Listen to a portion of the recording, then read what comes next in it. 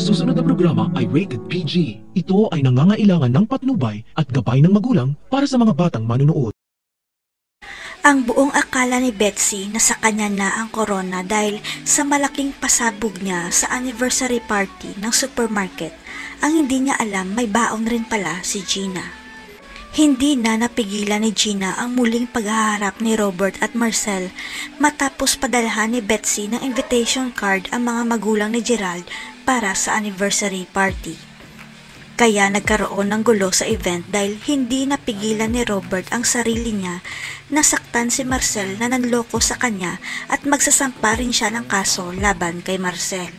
Pero ang nagpaguho sa mundo ni Robert ay nang malaman niya na si Marcel pala ang tunay na ama ni Gerald at tinago nila ni Gina sa kanya ang tungkol kay Marcel.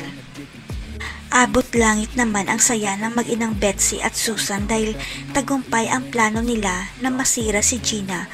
Ang hindi nila alam, pinaimbestigahan na pala sila ni Gina.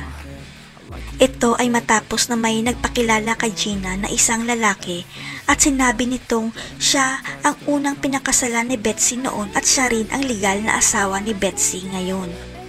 Hindi makapaniwala si Gina na matagal na palang niloloko ni Betsy ang daddy niya, kaya humanda si Betsy dahil si Gina mismo ang maglalantad ng tinatago niyang sikreto.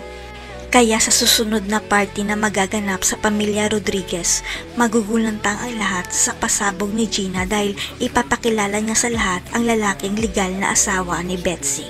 Si Robert kaya mismo ang magpapalayas kay Betsy dahil niloko lang siya nito.